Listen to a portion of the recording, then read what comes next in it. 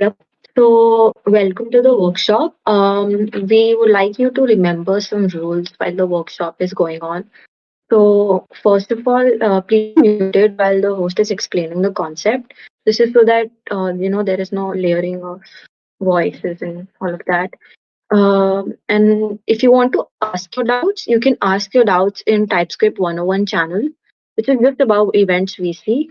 And if you want to unmute and ask your doubts, then we can wait for Sid to get moved with section of topic or section or a topic. And then once he's ready, you can ask your unmute and ask your doubts. And if someone's unmute, we'll just like inform them through the chat that they're unmute, and if they're unable to unmute in that time, we'll like unmute ourselves. So I think that is pretty much it. So Said, you can start with the workshop. Right, thanks. So cool. Um, I guess I already talked about the prerequisites and all. So let's go over to the introduction section. Starting with what exactly TypeScript is. I already talked about how different online definitions confuse you with words like superset of JavaScript and all.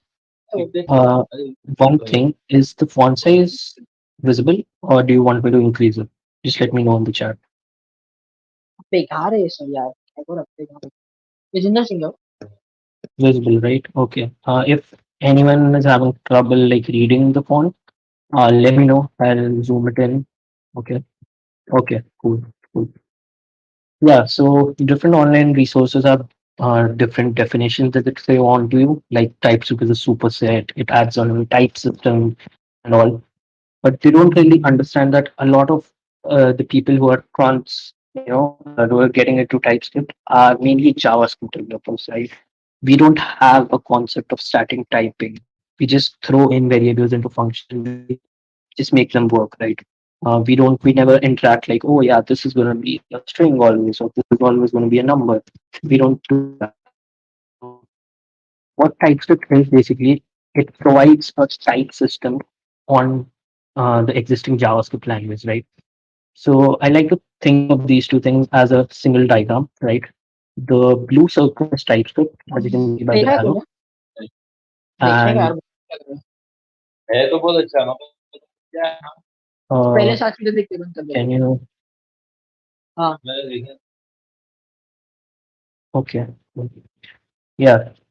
So we'll visualize it in this kind of diagram. The blue circle is the TypeScript part, and the yellow one is JavaScript. So more functionality like functions, objects, and all these existing features are part of TypeScript, but they are coming from JavaScript essentially. And TypeScript builds on top of all the features that JavaScript has, and it adds on static typing to the language. Now, what static typing means, we can foresee it by a practical example. So I'll just open my console here and I copy this create function, right? I'll paste it here and you can just hit enter. It will save it in memory. I can say greet and I can just put on my name and I can say some greeting, right? Hello. So this works right now. And this is the expected behavior we had when writing this code. But let's say someone mistypes it and pass an object like name property of Siddharth, right?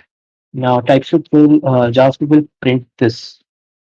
Why it prints this is a whole different topic, but for now think of it as if you try to pass any object directly into a string or like to embed it in a string, that's how JavaScript represents an object in a string format. So this is not what we want, and I have seen this bug a lot at a lot of places. But yeah, it could have saved us there. What TypeScript will actually do is to provide us some type safety essentially. What type safety means is you need to be aware of what type of parameter or or a variable is gonna be before interacting with it. So how it provides us type safety is using something known as type annotations. A type annotation basically restricts what type of parameter or a variable can take. So if you can see, this is TypeScript code. and we just added these two things like colon string and colon string here. So these are known as type annotations. What this means is that the name parameter can only be a string and the greeting can also be only a string. So this will always work if these two are strings, right? Now, if someone tries to pass this thing, all right, like so, create an object, TypeScript will look at the annotation. It will be like, this guy said that this should be a string, but he's passing an object. So this is a type error.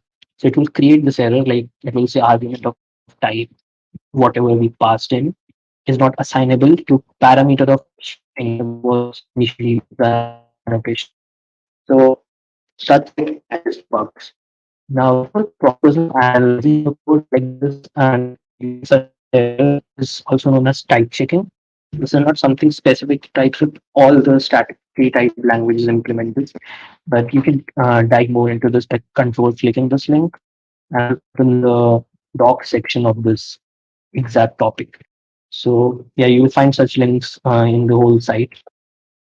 Now, I said this word a lot of times, static typing, static type system. I even explained it in the exam. What static, what the static thing essentially means is languages and their data systems are divided into two categories. We have static languages, we have dynamic languages. And there are a lot of things that doesn't code and stuff, so you are already aware of C, C++ and all. So there is a static type. You have a set of types and you make the code before ahead of time and it checks all your names for type errors. If there's anything, then it won't like compile properly, right? Um, and dynamic type systems are like JavaScript and all, right? There is not really a compilation step. Instead, these types are evaluated when the code runs at runtime. So that's what these two terms are, and this is what the TypeScript type system does. It helps us to catch bugs and errors during development. We use like TypeScript uses such annotations called as type annotations to analyze our code, such bugs and stuff. And two things to keep in mind when learning TypeScript is all these features, like the blue part, is only just in the TypeScript code, meaning these are only present during the development, and after the TypeScript code gets built, they are basically removed from your code. And how that happens, we'll look into that. But just keep in mind that all these things are just for development purposes. And another very common question I get is TypeScript does not provide any performance improvements or optimizations at all. So never ever think like that TypeScript is like faster than JavaScript or something like that. Um, for a fact, you cannot run TypeScript directly anywhere as of the moment. That's because TypeScript was never created to replace JavaScript. Instead, it was like a layer on top of JavaScript. So in order to run some types of code, you first need to compile it down. For teaching beginners, I will use the word compile. So if anyone is like some senior developer and then he's like, oh, that's not actually compiling, I know that. So yeah, so there's this thing called as TypeScript compile aliases that takes in the TypeScript code and spits out JavaScript files, right? And we can run JavaScript. We all know that, right? So that's all the point of all this. So can't replace each other. You can't run TypeScript in the browser. You can't run TypeScript in the node directly. So yeah, we need to add extra build step. So just to give you a taste of how some commonly used types of code might look like, this is an example. And don't worry if this looks quite intimidating or something doesn't make sense. I don't expect you to know all this. By the end of today's workshop, you'll know every bit of syntax, what's happening here, right? So if we take this code right now and we put it in some compiler or something, which we'll do just after a moment, what will get generated after the build is this code, to be exact. As you can see, all the specific features like this part, annotations and all, they get just stripped out, and we just have plain JavaScript. So that kind of tells us that none of this code actually executes. It just stays during the development. I just really want to make sure everyone gets this point, because you will get a question in your mind. Is this feature a part of JavaScript, or is it something specific to TypeScript? So yeah, we are done with the introduction. Let's move on to setting up TypeScript. Any questions till now? Okay. So yeah, I'll just ask them if anyone has questions according for the introduction section. So feel free to ask if there's anything. Um, so modern लेकिन modern yeah, होता someone is asking something. Okay, okay. Okay, so TypeScript is for JS is like SAS for CS. Yeah, you can think of it as like that, because SAS also has this like compile step to, and you can't run SAS directly in the browser, right? So yeah, you can think of it like that.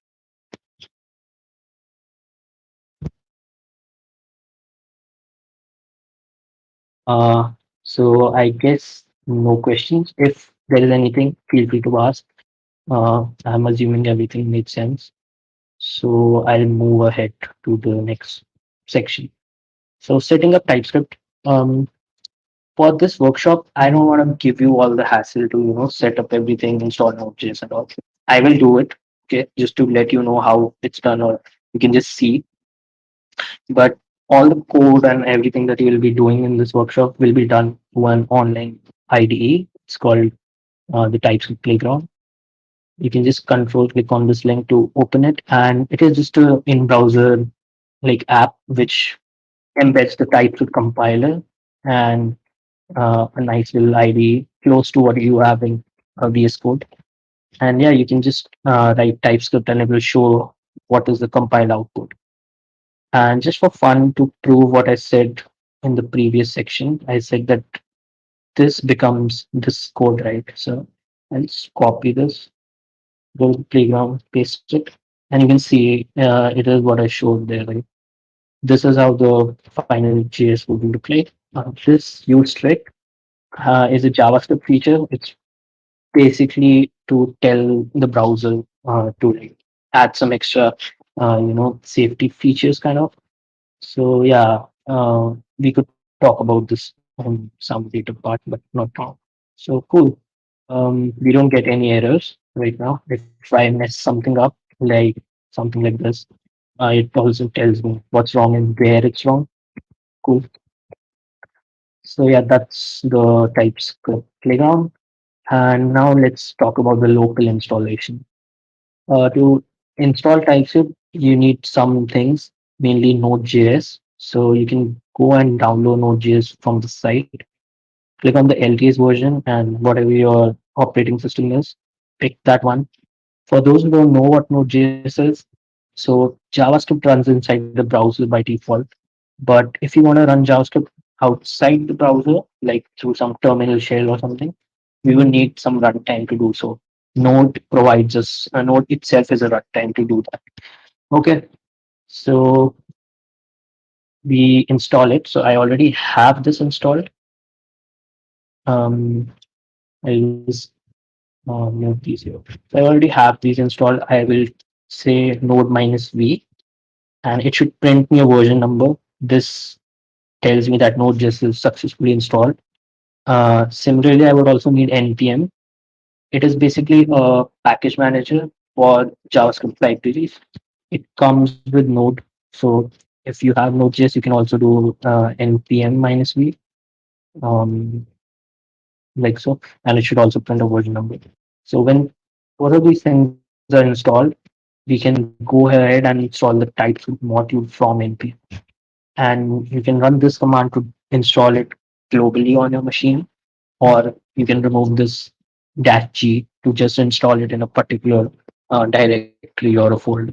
So yeah, a little bit note here. Now I have already installed TypeScript as well. So some people try to run TypeScript using by saying this name. So they'll try TypeScript minus v, and this won't work. Even though the package name is TypeScript, the final executable name is TSC that you can run on your terminal. So if I do TSC minus v, this will print out the version number. So I know it works. And if you're just wondering why it's TSC, it is because if you go to the diagram, TSC stands for the TypeScript compiler. So that's why it's TSC. Okay, so that's good. We can also do TSC minus H to get a help menu. This tells us about all the commands and everything that is available for the CLI. Now, for the compiler to work, generally you should have a tsconfig.json file. What this is, it's basically a set of options that you can provide, like you can do minus minus like dash dash something like strict and all inline. But if we do all these options manually, the command will become really huge, right? So just to manage it properly, we have this config file. It just houses all the options for the compiler, so we can customize it back and forth and all that stuff. If you don't already have a TypeScript config file, you can run this command. You can say tsc dash dash init, and it says that it generates something. I can view it by saying cat tsconfig, and as you can see, it created this huge file with a lot of comments. We don't really need to read all of them as it's a quite huge file, right? So I've already created a basic, you know, config file that you can reuse in your projects or in this workshop. That I'll just copy it, and I'm inside VS Code, so I can just say tsconfig. I'll open it and I'll paste it here. So that's it. That's all I need to do to finish tsconfig.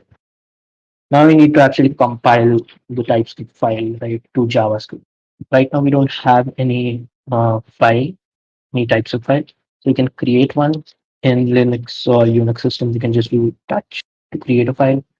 And I should have a main.ts file now. Let's write some code. Let's actually just pick this, pick this one from the playground and we'll just paste it in. So yeah, everything is working. We're getting all the ID support. Now let's take care of one little thing.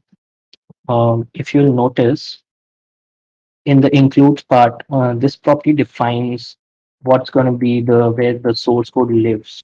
Okay, so we don't have a source directory, so this path is incorrect.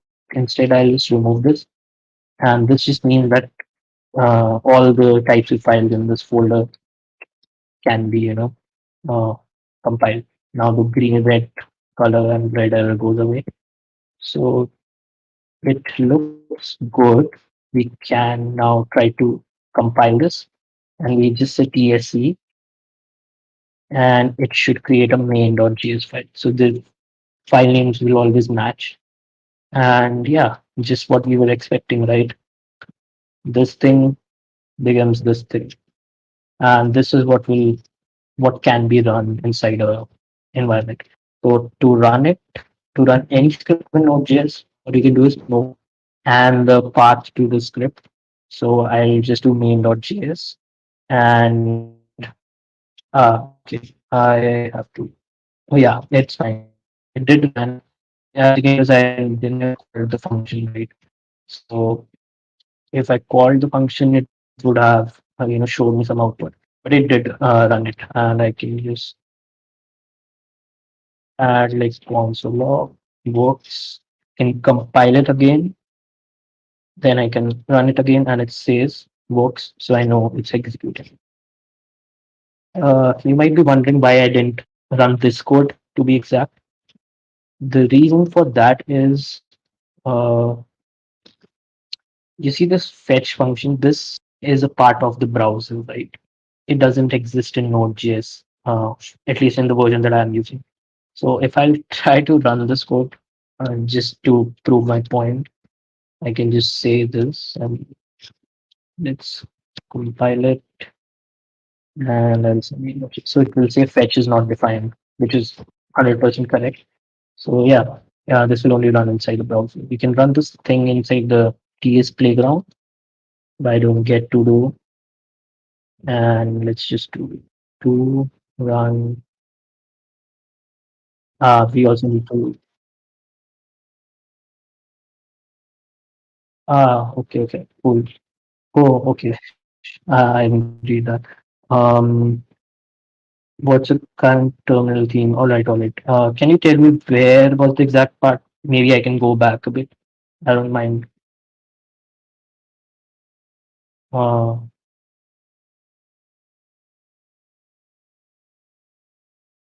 yeah, still, I don't mind. So what is the current theme? I am using spaceship shell, I guess. Uh, it's a Z shell theme. So yeah, you can use that. Okay, so we tried running this. It didn't work because of this. Uh, fetch doesn't exist. We already checked that. Just let's just go ahead with checking some other things out. Now, as you can see, I had to compile it once, and then I had to run it using Node, right? I first TSC, and then I did node main.js. So this is really boring, right? We have to do it again and again. A better way to do it is using a tool called TSX. I have linked to that in the website. You can just click on here and go to the GitHub. This will essentially do both of these things, like build compiling and running. So you can use this to do it. It will work the same way. So yeah, uh, if that's something you can check it out. Cool. Any questions about like this whole setting up thing as to like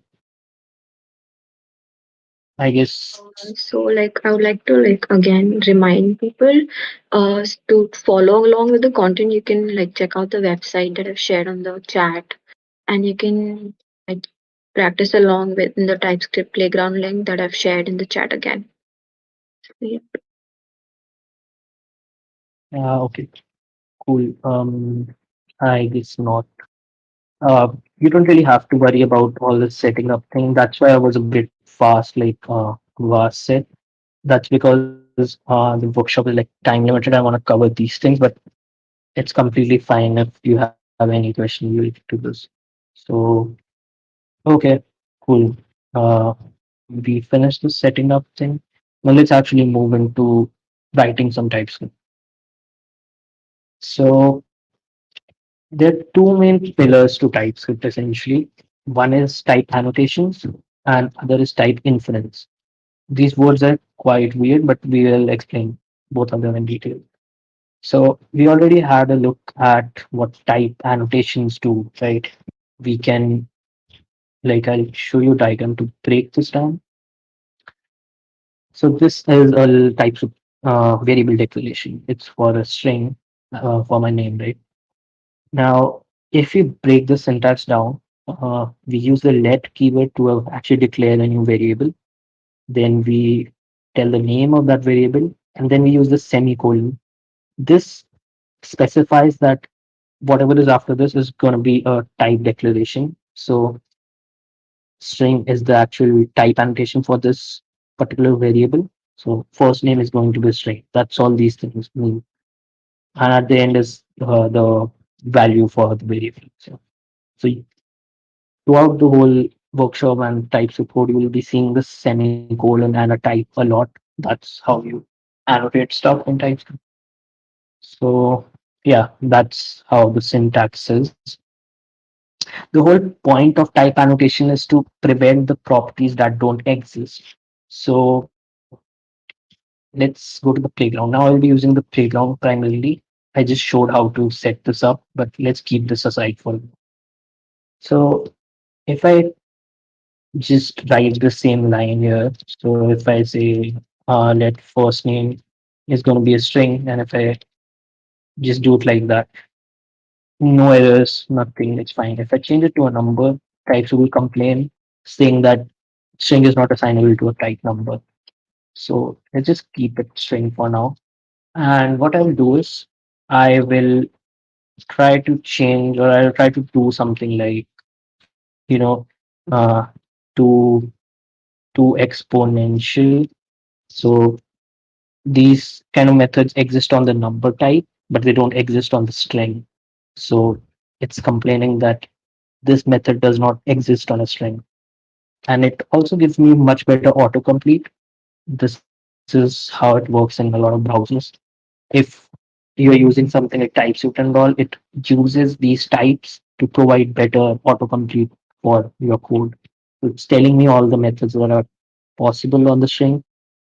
Similarly, if I change this to a number and if I try to do this, it shows me all the methods for the number, but it's still complaining that, hey, dude, this is not a number. Okay.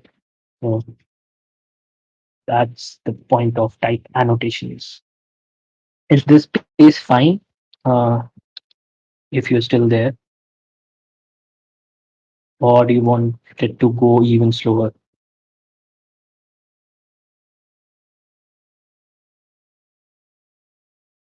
Okay, cool.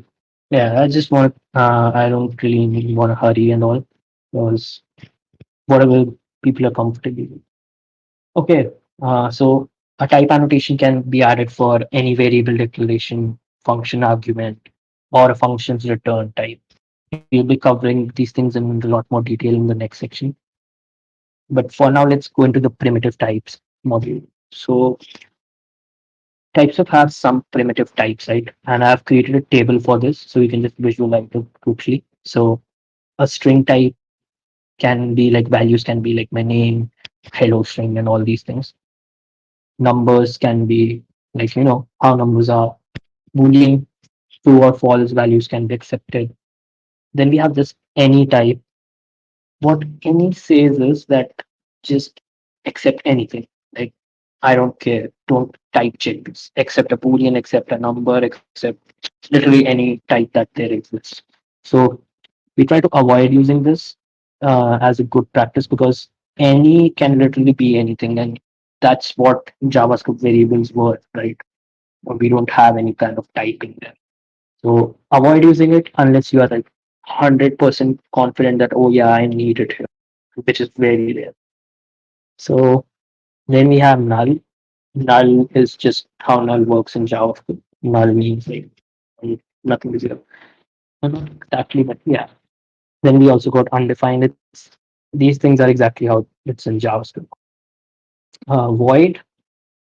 Void actually exists in JavaScript, but I highly doubt anyone has ever used it. So if I'll just go to my browser and I'll do function work, and if I just do like return void, and uh, I guess, oh yeah, I added this semicolon there. So basic point is, if you try to do function work return void, oh yeah, so what void is essentially is, it means that the function doesn't return anything, right? It is generally to omit if you're returning something. So let's try this here. So look, I can say return zero. I can say return void. Yeah, so that's how you write it. And let's try to execute this. Yeah, it runs fine. And I can just copy this exact thing in the browser. Yeah, so I was missing the whole thing. And if I try to do work now, it returns undefined. Now, I'm pretty sure a lot of you didn't catch it. So I'll just hint you right here. I'm trying to return something, but by putting void in front of it, I'm just telling it as saying, okay, just ignore this zero thing and just return undefined instead.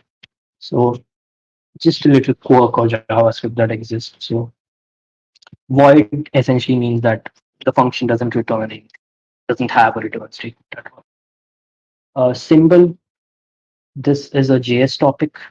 Symbols are kind of unique values. I can just show a little example of what symbols are. So let's say we have an object, okay? it has a name property, and you can just say Sid. Okay. And I want to add a method onto here, but I don't want everyone to access that method. So if I say something like tell name on an object, if I have it as a like a tell name method, anyone can just access it from the same name, right? But just by calling dot tell name. But if I use a symbol, I can actually prevent that. So what I'll say my n or name symbol, and I'll just say symbol. I can just put any value basically. Tell name method, and this will have a symbol type.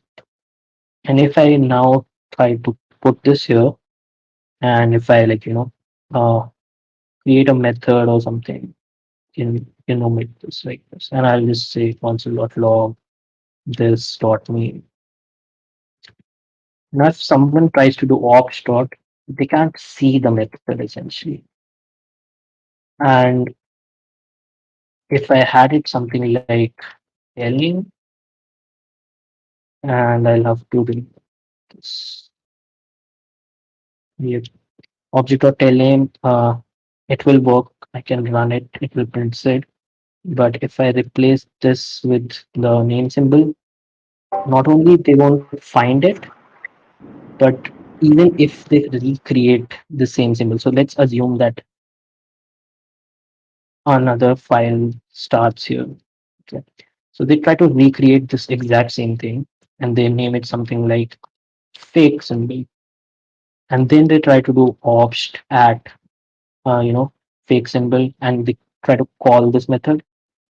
um, it won't really work. So it says obj fake symbol is not a function, even though these are exact similar codes. Like everything is same. You can just read this. It won't really work because every symbol that gets created is 100% unique. As in, the string doesn't really change. It can't really create fake duplicate symbols. This is a bit like advanced topic in JS, but I just wanted to let you guys know what a symbol is, because I highly doubt a lot of people don't know about symbols. And it's really used a lot in the bigger open source projects to hide functionality from the user. Sometimes you will see there is a library that's implementing a method, but if you try to call that method, it won't work. But for them, it works. That's only because they're using private symbols to do that. Did it make sense? Can someone just put it in the chat box? Like, um, yep. Okay, cool. Uh, anyone else have any questions and all? Okay, cool. I never really plan to teach JavaScript into this workshop, but I just really wanted to just not be confused. Okay, so there are also two more primitive types, kind of never and unknown. And don't worry, we'll go into any unknown and never in depth in the next section, upcoming section. But for now, let's dive into literal types. At a lot of times when you have a function, who are you? Let's say I'm gonna just name dumb functions. Don't mind me. It's just because I can't really come up with really elegant code just out of the head. So just a function, and we'll take a name, and instead of saying something like a string, uh, yeah, some end. Okay, let's ignore. So instead of putting something like a name, and I can just console log you are name, so template literals. If I call this who are you with set, it works fine, right? It's a string, so it accepts a string. What if I only want to accept my full name? Like that's the exact type. Like it should be Siddharth. It should not be nothing else, no other string. I can just put the actual value in the type annotation. I can say Siddharth, and now it will complete. So it will say argument of type Sid, what I passed, is not assignable to the parameter type of this thing. How many of you here know the difference between a parameter and an argument? Can you just put something in the chat? If you don't, then I'll just explain it in like less than a minute or so. I'm assuming everyone knows what like a parameter or argument is. Right? First, I know I'm asking some dumb questions, but I'm really assuming that a lot of people here are just like beginners. So just like, yeah, I hope you get it. So yeah, just in short, argument is the actual value that you pass into a function, and the parameter is just what the name you had for that argument when it comes in. Like here, the name is the parameter, and here the value uh, said is the argument. So a lot of times these errors will say like argument and parameter. Just to understand better, you should know what's the difference. So yeah, now if I do this, it tells me that only single value can be Siddharth here, nothing else. So now it works.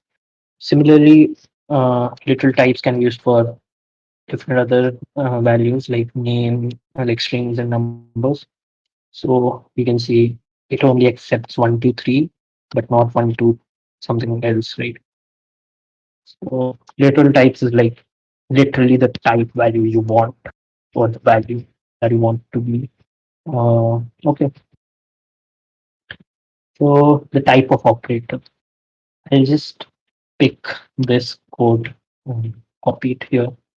Now, a lot of times this happens that we have a variable, right? We have a user or something. And what is this saying?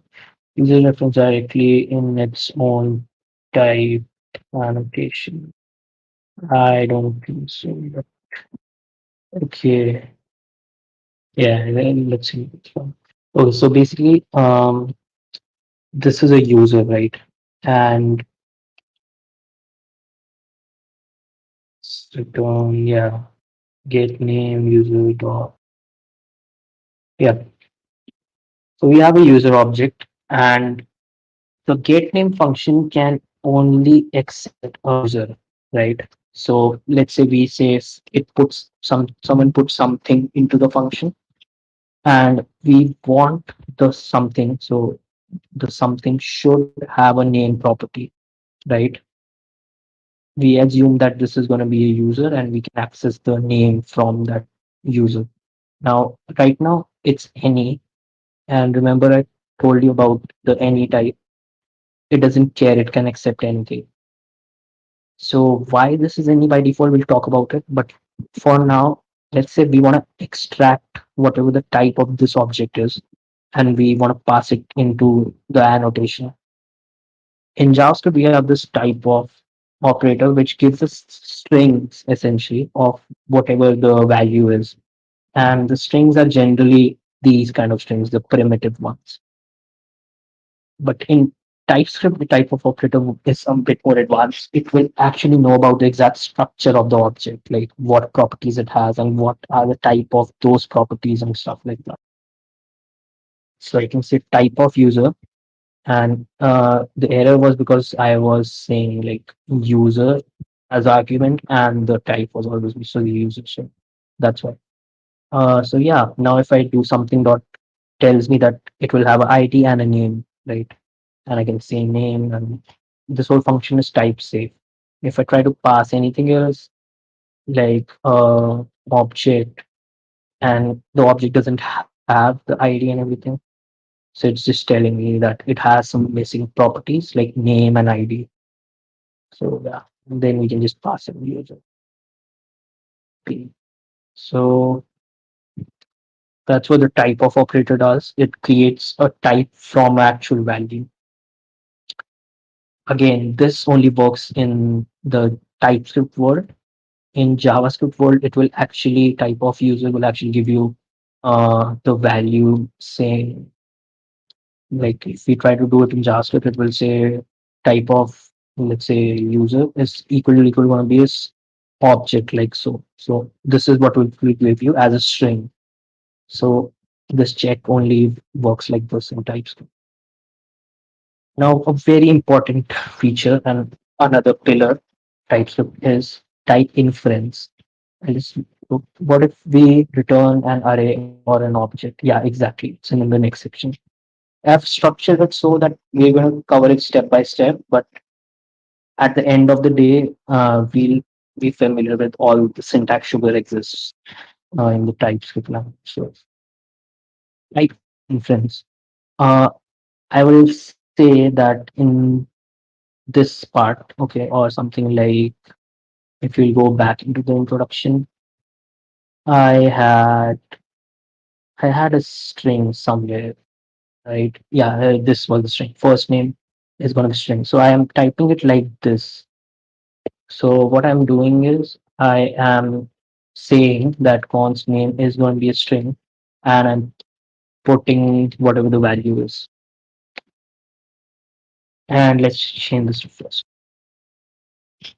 So I'm explicitly telling it that it will be a string. Just think about it. If I have to add this extra line for every code I write or every variable I declare, this is gonna really add up a lot of mental overhead. You type it manually again and again and again. That's not really cool in my opinion. So TypeScript is really smart. It makes use of something known as type inference, which is not new. It has been there for ages, but TypeScript makes use of this. And what it does, if I remove this declaration like annotation, it will say first name is a string. It is a literal type. Now, if I do something like, let, it will say it's a string. And why this changed, we'll dive into this in the unions and intersections section. But for now, just notice it automatically typed it as string. So what the compiler does is what type inferences, it takes a look at the value and it tries to guess what the type is going to be. So similarly, if I had the user and if I say ID is going to be 123, and if I pass the first name like so, if I hover on top of this, you can see it created a type. ID is a number and first name is a string. That's because of type inference. It infers the type from the value. And this works and we have to use it for our advantage. So we don't have to explicitly tell what type something is. So we make use of this a lot. But there is still some quirks to it. Let's say I have a function um, get ID, okay, and I say something, it will take something and it will return something dot ID, right? Now you might be thinking if I do get ID and if I pass in user, why the hell it didn't automatically infer this value? And I remember I get this question a lot, and that's because type inference can only do some things, right? It is still limited.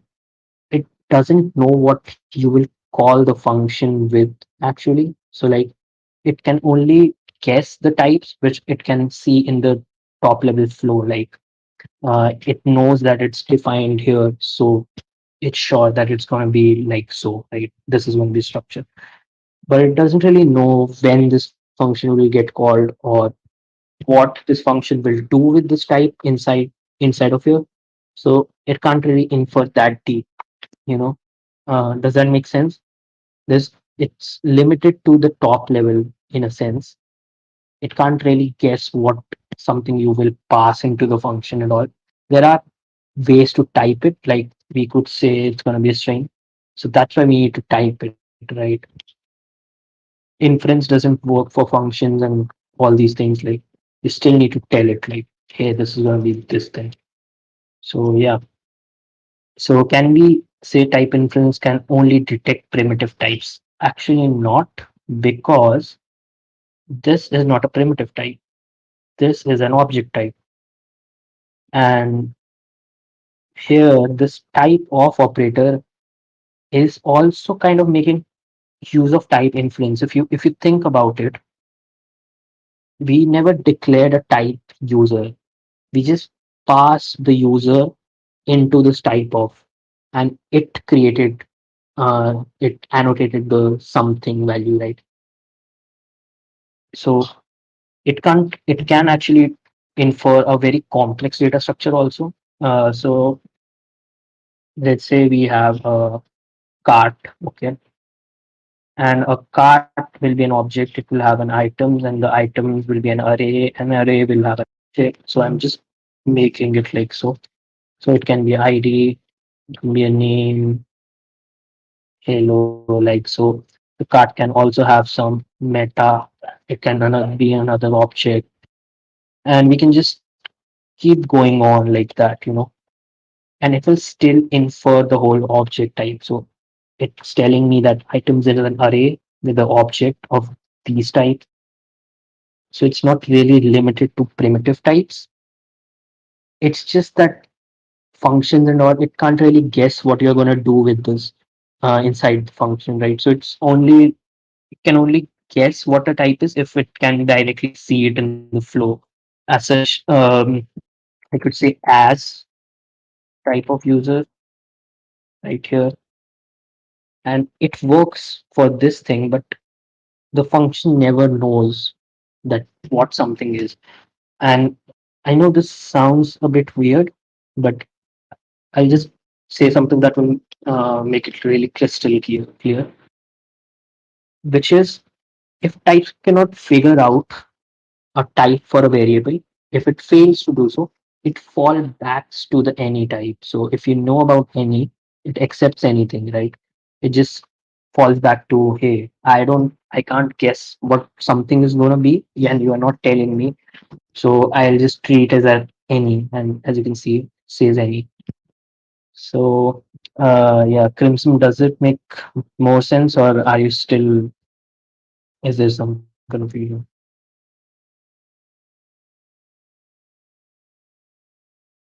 Yeah, clear. Okay, Abbas is typing something. That's good. Yeah, okay, cool. So yeah, don't worry about how you type out objects and arrays and all. Dedicate section onto. But I just want to cover inference right now, just to get you like a bit taste of what inference is. So you don't, code around by saying that hey, this can only be a string or something like that. Like rely on inference, but there are also points where you should not rely on inference. I'll talk about that, but it's gonna be later. So we have reached the end of the section. Anyone, any questions? Feel free to throw them. Does that mean it that it will run even though you didn't precise the type? Okay. So and I think you're talking about any, right? So if it is any, will it still run if you don't precise the type? Yeah.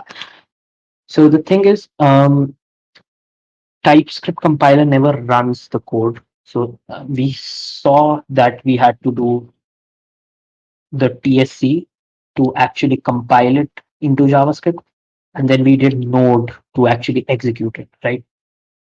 Now, let's say if any only exists in the TypeScript world, right? So it will try to tell me. So if I just undo it, so it is giving me an error that hey, this is not right. But if I still compile this, so I'll just copy this exact thing and I paste it here. And let's actually do TSC, and I'll also remove this file. Let me just TSC, and you can notice it complained about this error. It tells me where the error is, but it still generated the JavaScript, right? So it will still generate the code, and if the code is generated, we can still run it, right? We can still do node main.js. It will run, and if I console.log this value, and I notice I just edited the main.js file. Actually, I didn't compile it again. It means 123, right? It will still run because we actually know the structure, right? We know that user has this ID property. It's just that TypeScript doesn't know that this exists. So that's the whole point. There can be some code that gives you type errors, but it still works. But it's not safe in the way it's not type safe. If it is still working, then maybe pass something else to there and it will still run. So yeah, you're right. It will still run, but TypeScript will complain about it just to let you know that there might be a bug. Yeah, exactly. It runs because JS doesn't care. Types like that don't exist in JS at all. It's just like a TypeScript thing. Correct. Yep. Yeah. I guess you joined late, maybe. I talked about this part that all the types and all, it's just part of TypeScript. JavaScript will still run. It doesn't care about all that. Okay, cool. Um, he is also typing something. I guess he will do it in me. Let's continue. Yeah, we will be having a deep look how we can manipulate the inference. Let's move on into the functions and all objects thing. So is this the literally the only feature we use TS for to set to static type to yeah to add static typing to the user type change? Hmm. This is the main feature. There are multiple other reasons to use TypeScript. Something that I can list on top of my head is uh, superior ID autocomplete.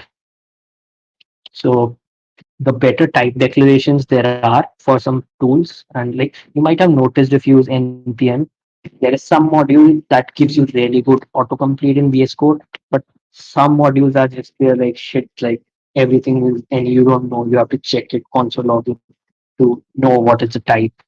So that's something about library authors. The better you have types for your code and all, the better ID autocomplete you'll get. Uh, After the workshop, I can explain how like IDs actually these autocomplete things actually work behind the scenes. If anyone is interested into that, how VS Code autocompletes, JavaScript stuff, all that, just let me know. Maybe I'll cover that after the workshop. But for now, first reason is the ID autocomplete. Second is the type checking and basically the static typing. And the third thing would be that it can transpile your code, meaning like if there is a really new feature in JavaScript, let's say there is some really cool new thing coming in ES30, let's say, right? And you want to use it right now. And it might be possible that you can do it using TypeScript because think about it, it compiles your code down. So it's possible to, use more modern syntax and you can just, I'll actually show you an example. So let's go back to the introduction, copy this code,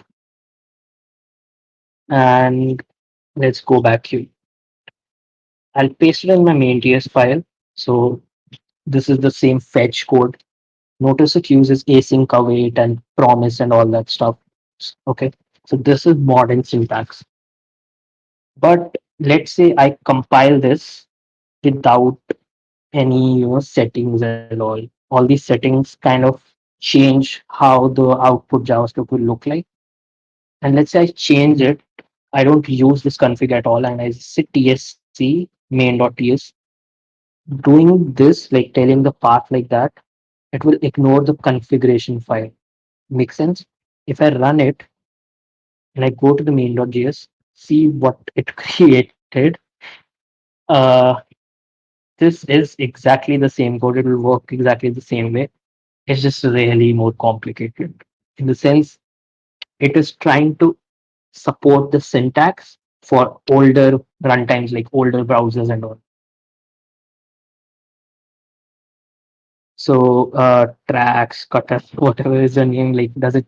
Do you get the point? Like it also takes care of converting newer syntax to older syntax and stuff like that. So it created this shit. because we were using async await and we didn't actually tell it that we don't need to do all this, right? So do you get the point? Just just let me know if it is something.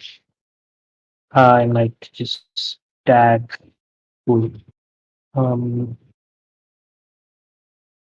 and you might be wondering, like, why did this not come up when we were using TSC directly? This is what it creates for us now.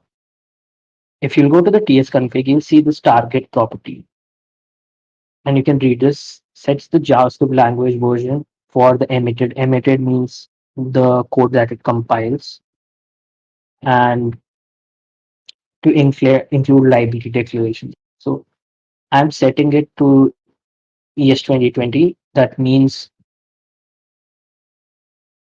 yeah, so that just means that whatever the target I'm going to run this code on, is going to support ES 2020 syntax.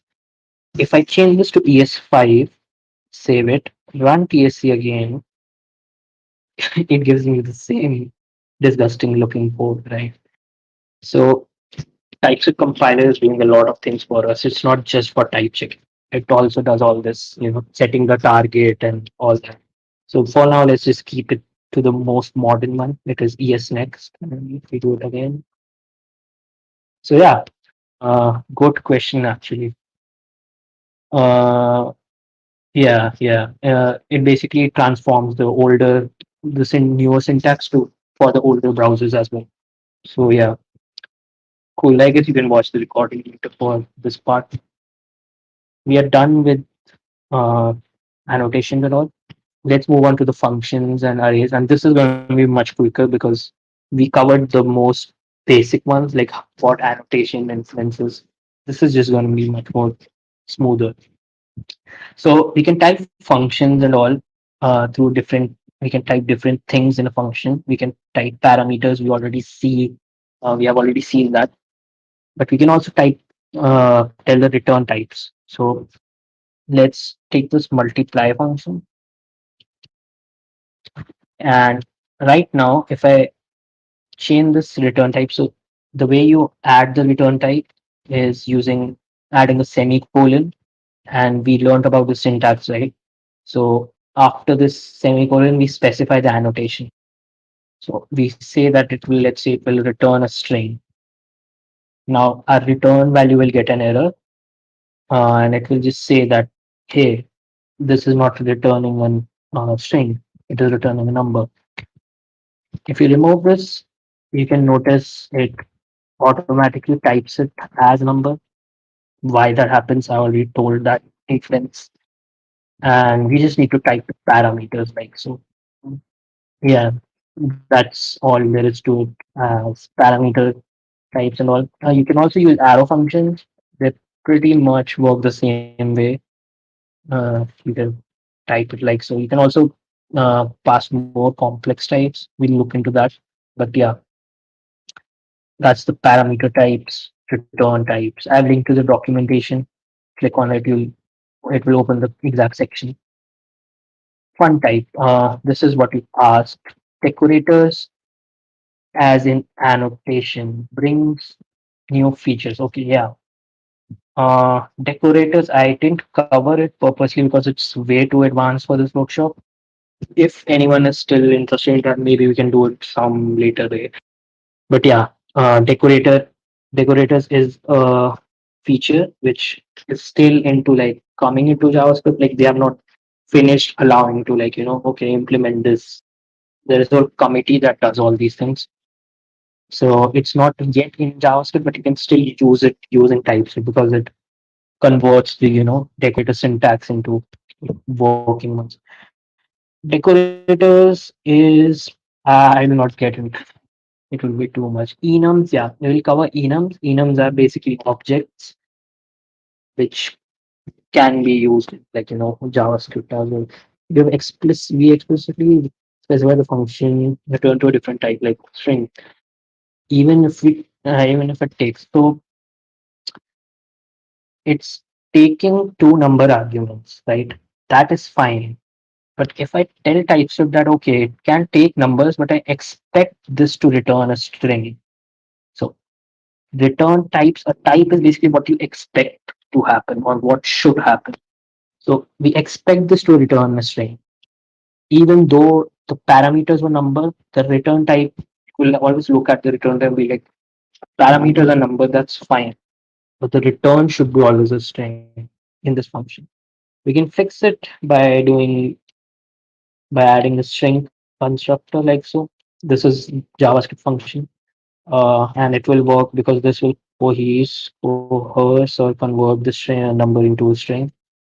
But yeah, it's gonna work. So in your last example of multiplication, is there any typecasting feature different from JS?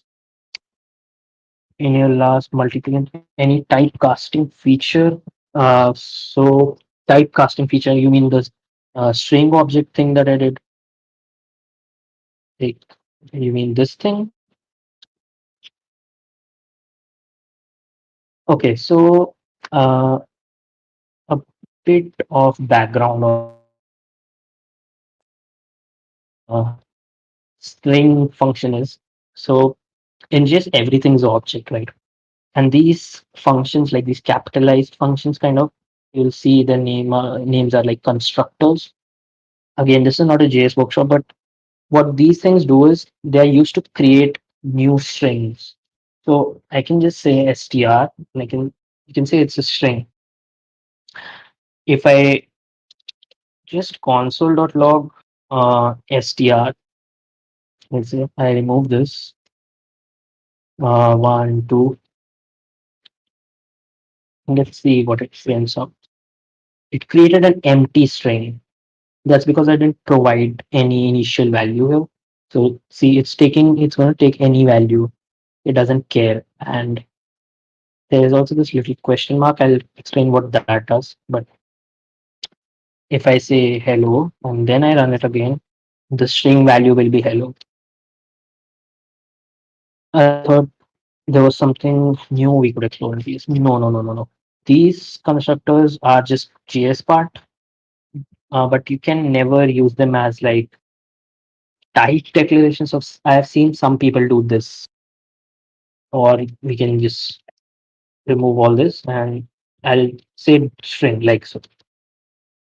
It's the difference is just about uppercasing the first letter, but it is really, really different. This is actually a private type in TypeScript. We should never ever use such types like number directly here or string or object. Don't use these types. So notice how it got fixed. Now you might be wondering what the hell went wrong with this as string. Yeah, you can cast it using the as thing. Yeah. So that will just what this as thing does is um if you do something like as string here, it will actually error out. That's because TypeScript knows that this is a dumb thing to do in a way that a number can't just be a string. So it's telling you that hey, this may be a mistake. It's clearly telling you that. So what Nexel said, if you want to really do this, you'll actually first have to convert this into unknown and then convert it into string. What this does is we'll cover that, but yeah, don't do. Yeah, exactly. So he exactly got that point. So object is like kind of like an interface that everything, like in JavaScript we say everything is object. So what object is it? This is the object interface we are talking about. And it clearly says provides functionality to all JavaScript objects. And even a number is behind the scenes an object. Yeah, exactly. That's what happened. So yeah, cool. The shit that I'm talking till now, is it making sense? Can you just I appreciate all the questions, but still, if there is anything, feel free to just ping me or something. Okay, amazing. So let's move on. Typing arrays. Now, Tracks already asked this. What if you want to type something like arrays, objects, something? So let's say we have a names of some folks here from the server, and you want to type it out. So again, inference will figure out that all the types in this array is a string, so it will create this thing. But if you want to just create a similar thing, I can say in numbers, and same thing, we add the colon and we add a type. That type is going to be the type of the element. So I can say string, or let's say number. Number is the type, and I'll add an empty array in the type declaration, like so. Let me just increase the font size. Yeah. So an empty array just tells TypeScript that this is going to be a array of whatever type I passed before this. So the type of number. If I say string, that this is going to be string array of strings. Similarly, you can do a boolean. So this is going to be an array of boolean values.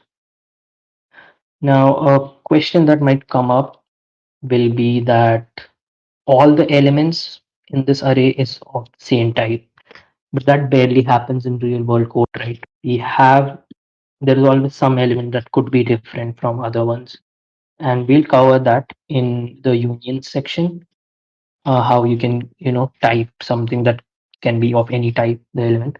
So yeah, that's all there is to it for the arrays. Typing objects. So objects are exactly the same way how we do it in JavaScript. I can just let's just comment this part, and now it will error out because the properties don't exist. So we can just pass an actual object, like after the colon as a type annotation, and we'll just say whatever the field is, first name, it's going to be a string, and all the stuff that was there already essentially. But let's say you have a nested object. So there is an object which can house another object. So the bio in this case. And you don't really know all the keys that are going to exist on the bio object, but all you know is that it can be a string. Okay. So you can use the uh, square brackets, and you can say key and annotate that key as a string. And the value you can say string, that I expect this to be an object with keys as string and objects as values as string. So then we uncomment this out. TypeScript gets happy and it works the way you expect. If I try to remove status, it will still work because it can expect no keys at all. So it's fine if there are no properties in the object because we have passed something like string here. So it's like okay, never mind, cool. For heterogeneous, how do we infer it? For heterogeneous array elements, so I'll be talking about something known as tuples that allow you to, kind of narrow down all what elements can be at what index. But yeah, we will be covering on how to use multiple types of array elements in the same array.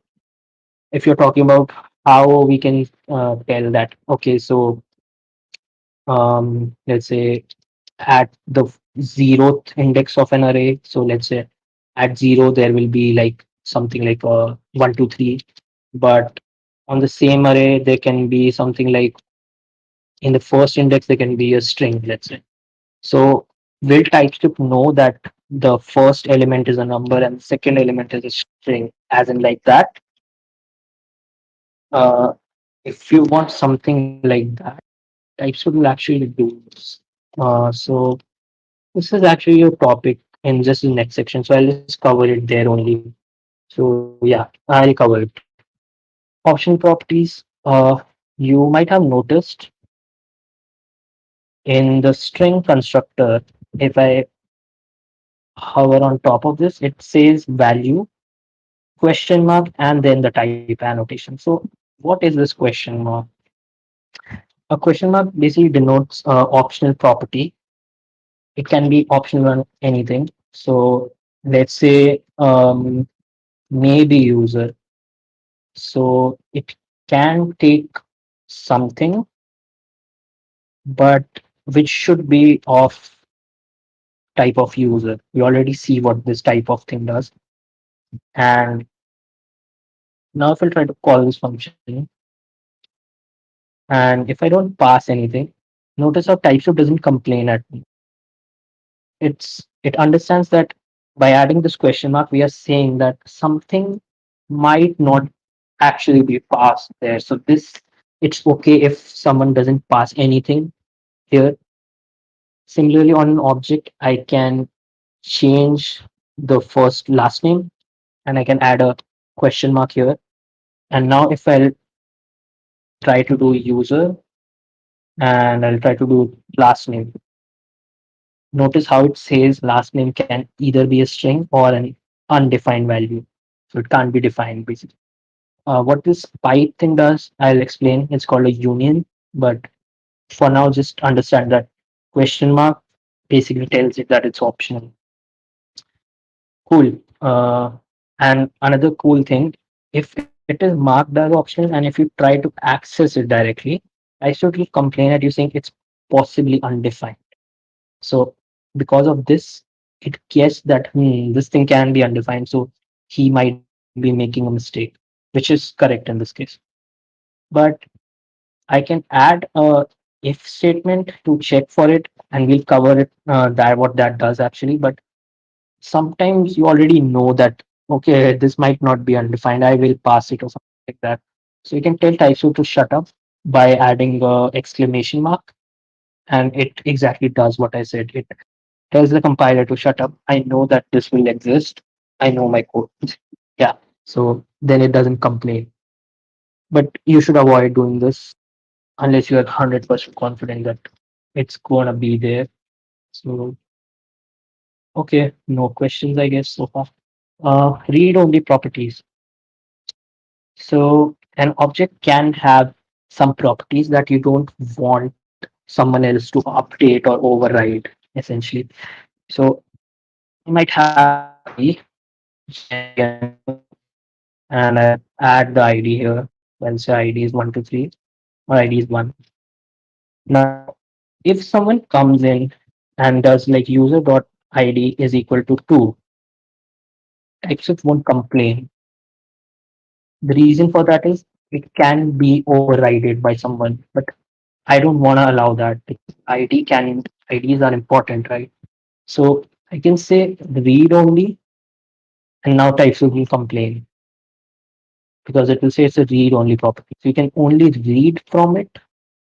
You can read it, but you can never override it. You can never assign something to it. And read only is there for like literally anything. Uh, there is also one really, really fun thing that I like about TypeScript is if you keep a property as read only or something as read only, the compiler's inference kind of gets overcharged. That's how I like to think about it. But let's say I will say first name is read only. Now, if I try to do user dot first name, or let's say no, okay, it won't work right now. I'll have to also make this whole object as kind of read only. Yeah, read only will only assign it here. So yeah, okay, ignore. We'll talk about that particular feature later on. So this is how the read only thing works. Now there are some little exercises kind of that you can take. You can do it right now alongside, or you can maybe we can do it later on. We are kind of we need to cover a lot of things. So yeah, these are some exercises based on what things we have learned so far. We can do them. They're basically JavaScript code, and you have to add type annotations to them and make them work. So all these things actually work. You just have to add the types. So feel free to go to the practice section and try out. Any questions so far in this section? I know there was a lot of things, but I hope they made sense. So, uh, Any questions? Anything?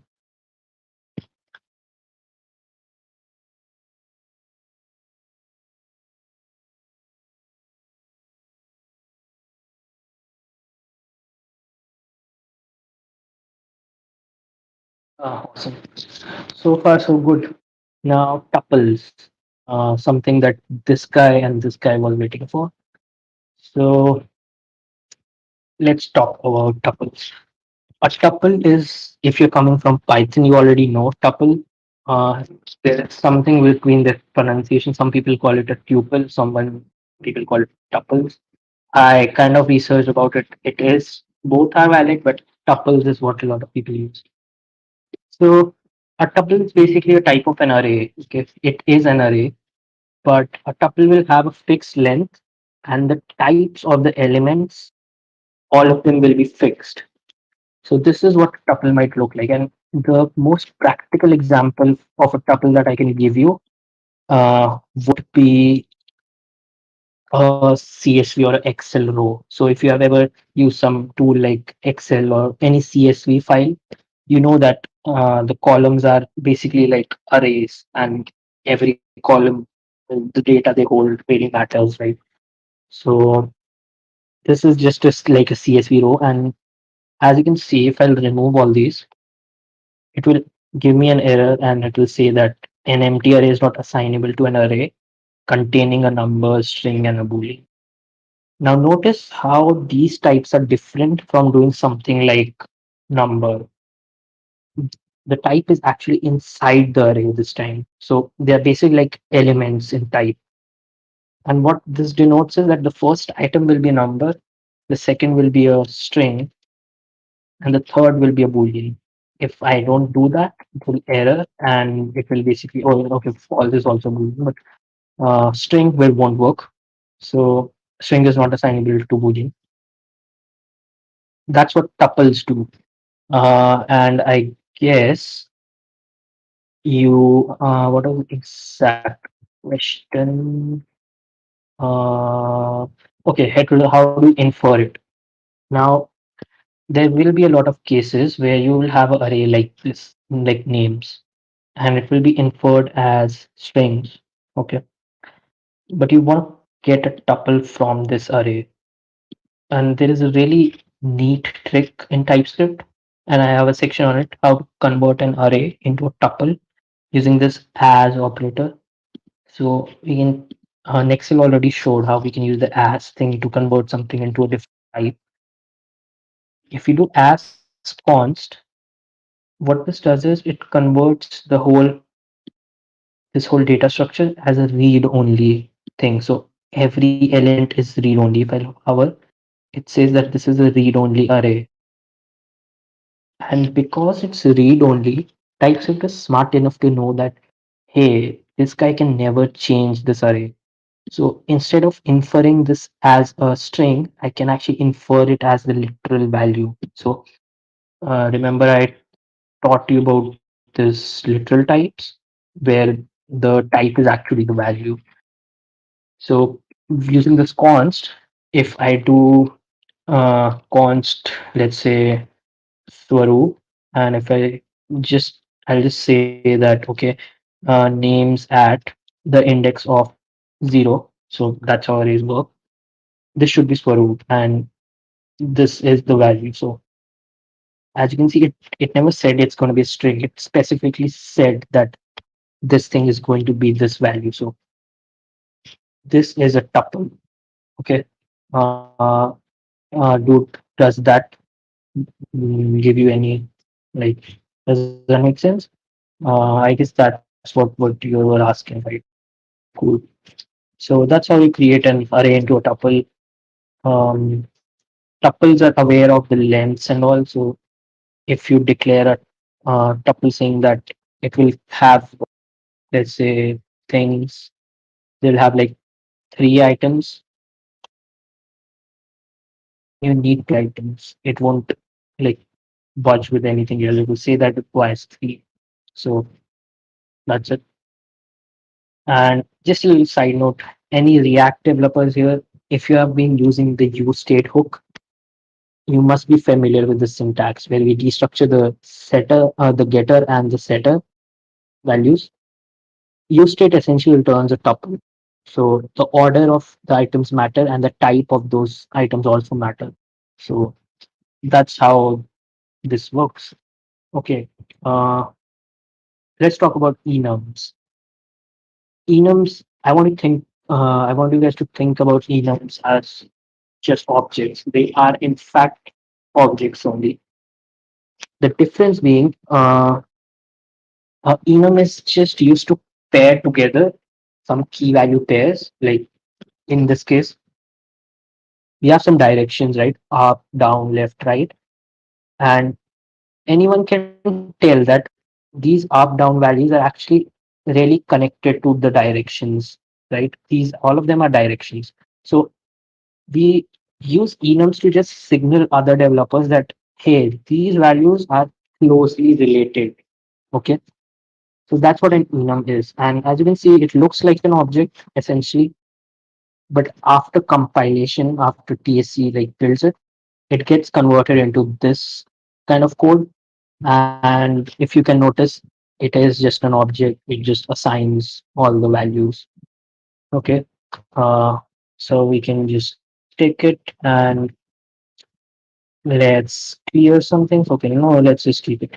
Uh, let's say we have a function called move, and I'll have a direction value, and I'll just console.log moving to or moving whatever the thing is. So direction dot dot dot. So here I can actually put the enum. So I have the enum. I can put the type annotation as the enum.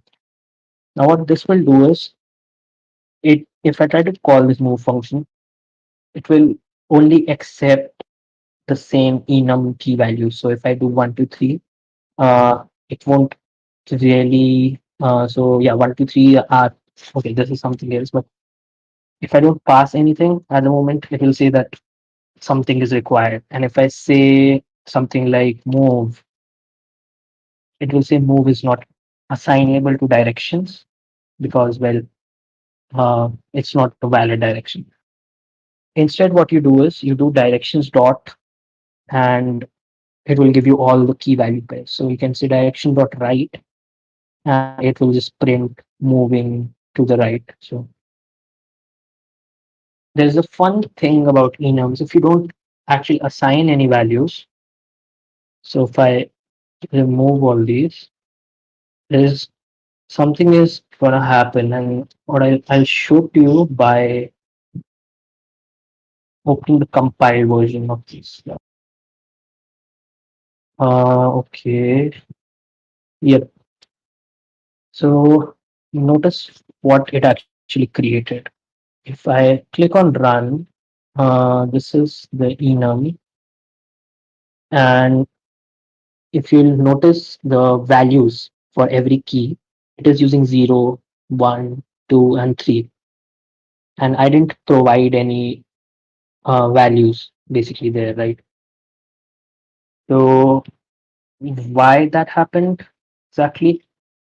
The reason for that is if you don't provide anything, so as you can see, it's saying it's 0. If you don't provide any value to a key in enum, it defaults to a 0, 1, and the count goes on for all the keys because we might not really care about the value at this point. We just want it to be unique in this object. So that's why it kind of does this smart thing. And this was also the reason when I did 1, 2, 3, it didn't complain because it guessed that maybe the values are already, numbers. So maybe it's fine. So it kind of ignores it. So yeah, that's the reason for this. And yeah, this is mainly the reason why I use enums. It's mainly for grouping together some values that are connected. So this is a switch case example of the same move function. And yep, uh, we are done with the tuples and enums. Any questions so far? And then we'll move on to the bit more tricky stuff. I guess not. Okay, cool. No questions. So unions and intersections.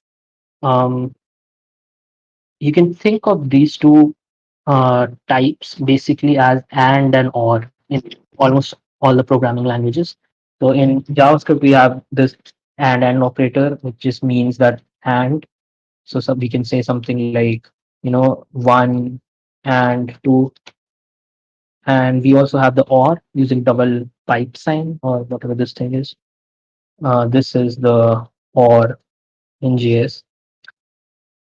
So TypeScript intersections and unions are basically the same thing. So to explain this better, I'll use this diagram from Mike North, I guess. So we have some sour edible items like vinegars, sauerkraut, or something, and then we have fruits. So strawberries, apple, oranges, But there are some things which are fruits and they're also sour, right? So lemon, lime, grapefruit, and all. Now this brown part, basically these three things are intersections. So they intersect between these two types. That's why the name intersection. And what a union is a set of values like strawberry, apple, oranges, and all. So fruit is a union, sour is a union, and this brown thing is an intersection between those two types. Cool. So let's talk about the unions part first. So far, we are working only with single type annotations, and I know it sucked, but uh, I'll show you why that was. So what we did was we had like some function do something, and we used to say something like, okay, input can be string or a number or something. But what if this can be a string or a number? Okay, or maybe string or a number or a boolean. That's where inter unions come in. So we denote a union using this single pipe thing. So we are just saying string or number or boolean. And if I can just console log the input, right? So that's the whole point of unions. These are multiple sets of values that something can expect. And so maybe the ID, print ID function, it will accept pretty much anything in the union. So if I use this, so you can clearly see it.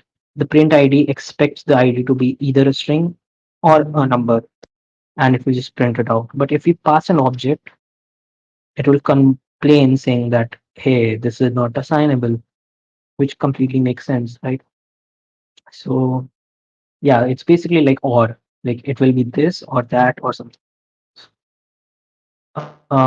Let's talk about unions with arrays. So there's a very common question then, what if a array contains elements of different types?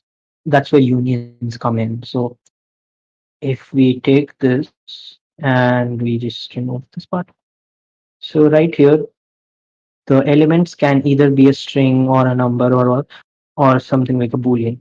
Now I don't want you to mistake this for a tuple, because if you click on this or hover on top of this, it will say that the element can be any of these types. It doesn't say that the first element is going to be a string, because it looks like it, because we are having these in order. But just to break that misconception, I'll just do it like this. It still works, right? So unions and arrays don't give a damn about what's the order.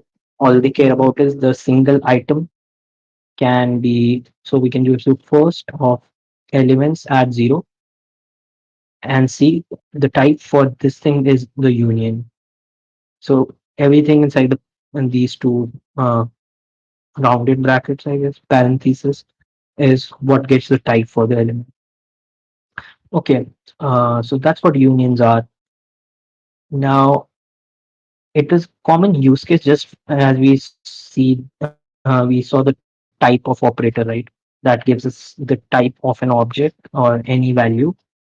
The key of operator, this only exists in TypeScript. It's not a thing in JavaScript. What this does is it creates a union type of all the keys in the object. So I'll remove the as cons, but if I'll just hover on this, you can see it's a union of name, ID, age. So it knows that this user has only three properties, so it creates a union type of all the keys.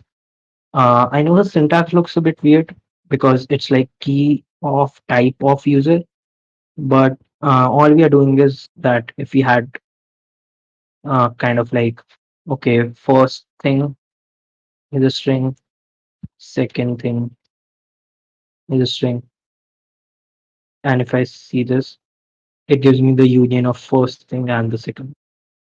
So I hope that makes sense. The type of user just gives us the whole type structure of the user object, and then we use the key of to get it extract out a union. Uh, did this make sense? What unions are and how we use this key of operator? Just let me know. Cool. So the benefit to this is we also get very super cool autocomplete. Now, if I click on this, it will only tell me the properties that exist on the user, right? Because it knows that key can only be something which is present on this object. And similarly, if I type this to just a string, this will actually give an error because this is essentially indexing the object. So it's trying to access some value on this object. But if I do something like hello, that doesn't exist. So it will give you undefined, right? So that's where TypeScript complains when you pass something like string. What it's essentially saying that this type can be literally any type of string. It's not really 100% that it will only be a name string or ID string or a age string, something like that. So it narrows down the whole possibility of what key can be. So that's why this works. Yeah, so that's how the key of operator is used. Now, the most crucial topic with unions is type narrowing. Um, TypeScript is super smart in the sense that if it sees a union, so if we take this function and if we remove it, and let's say I call this function require access to check if the user can access a resource or not, right? So what it does is it can accept a user, which can be an object of with a name string and a role of a literal type user, or it can expect a object with name and role as admin. And if the role is admin, then the admin will also have a string of type property of property string with the type of property secret of type string. Yeah, sorry. So yeah, it can differentiate between these two types. And what is going to happen is if I will if I'll just pass something, I'll say name is, let's say, Sid, and if I say role, it will tell me that, hey, the role can either be admin or a user. And if I say admin, it will complain. But if I say user, it won't. That is because it sees that if it is an admin, then you also need to give a secret. So that's why it complains about it. And now it will work. So similarly, inside the function, if we see this if statement, this is essentially something known as a type guard in TypeScript.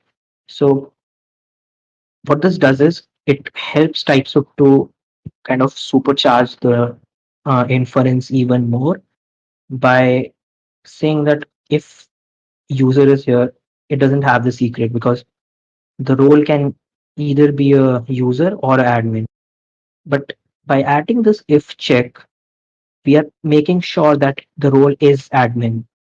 And then inside of this, if I do, I have the secret property also because if the role is not admin, then we can never come in. So this is essentially a runtime check. This code will run and check it. So that's why TypeScript is trusting it like that. So that's what narrowing is. I have a really good diagram to explain this. In unions, the way narrowing works is you put a union, so string, number, or a boolean. At start, the type can either be a boolean, string, or a number, right? If we add a type guard, something like this dude, if type of thing is not equal to boolean, so from these three elements in the union, if it is not a boolean, then TypeScript will narrow down the possibilities from boolean to just string or number, because we added this check, so it narrows the possibilities even down to more specific set.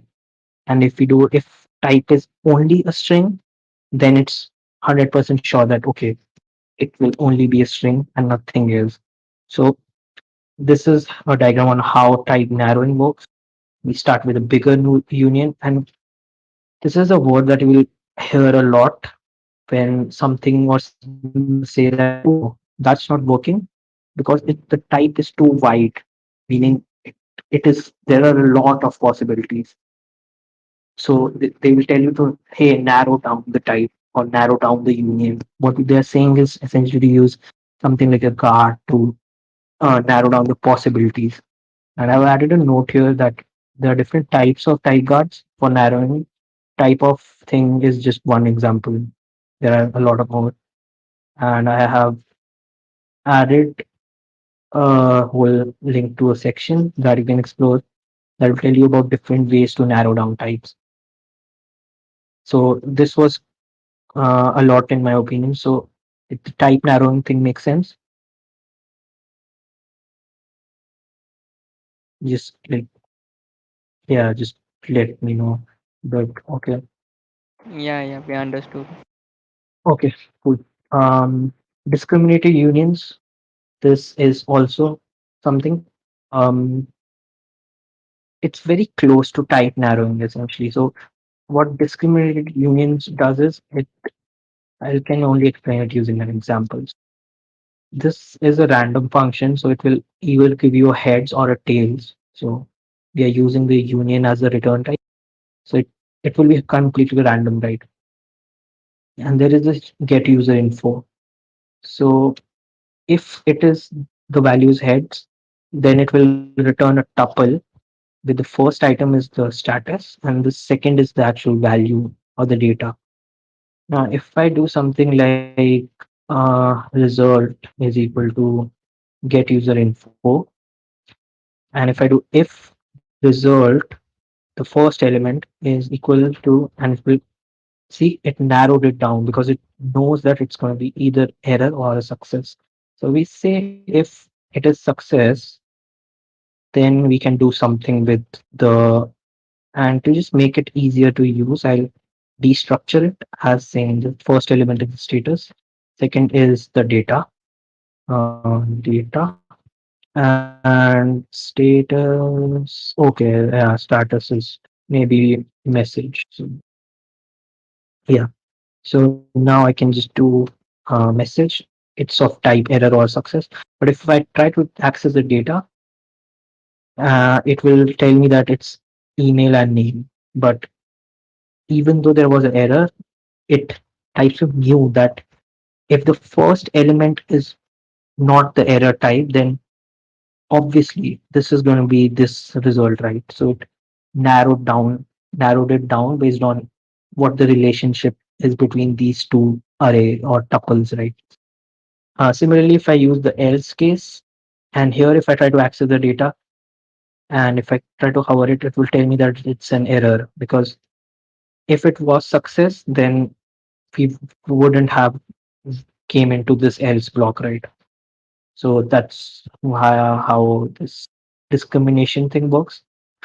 The word is funny, but yeah, that's how this thing works. Okay. Intersections, super easy. We like cover this like really quickly. Intersections are basically ands and like and operators.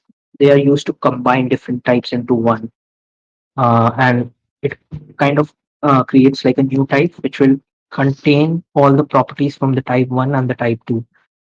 The way it looks in code is we have a create week function that creates a new week essentially. So it will create a new date and it will then add 7 days to it to get a new week.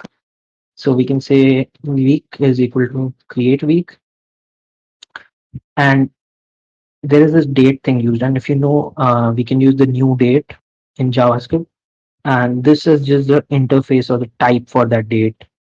Okay, so that's why we are using it here.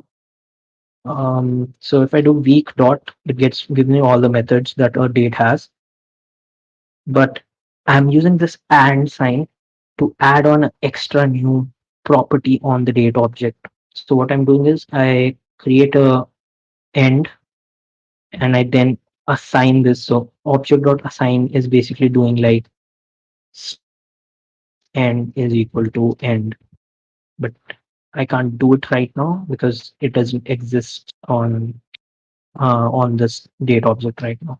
But object dot assign copies this object's properties into this other object. So that's all it does. So if I added something like hello and if I said 1, 2, 3, now if I try to do it, it won't really recognize it. That's because the type doesn't have that. And the object dot assign won't also complain about it right now.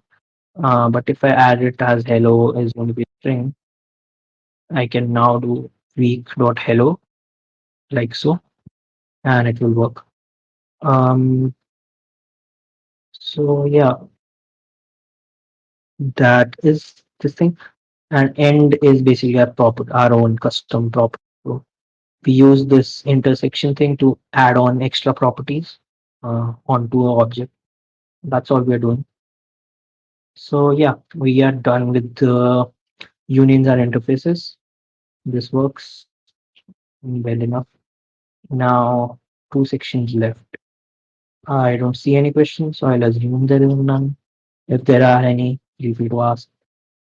So, when I was starting out, I explained about primitive types, and I also said that there are two more types, never and unknown, which I won't talk about at that point. But now let's cover those.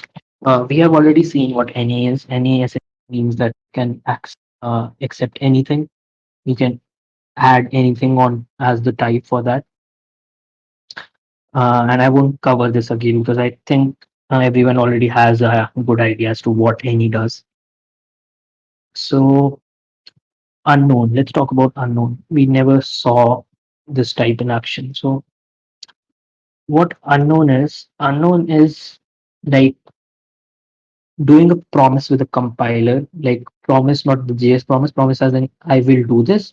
So unknown data type using it is just like any.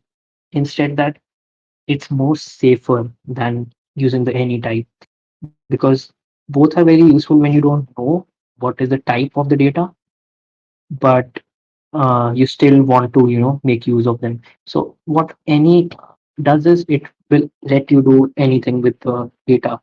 But what unknown is like saying that just don't type check this, let it pass, and I promise I won't touch this value or I won't interact with this data directly or whatever this is without checking it. Now, what this means is notice how this function works.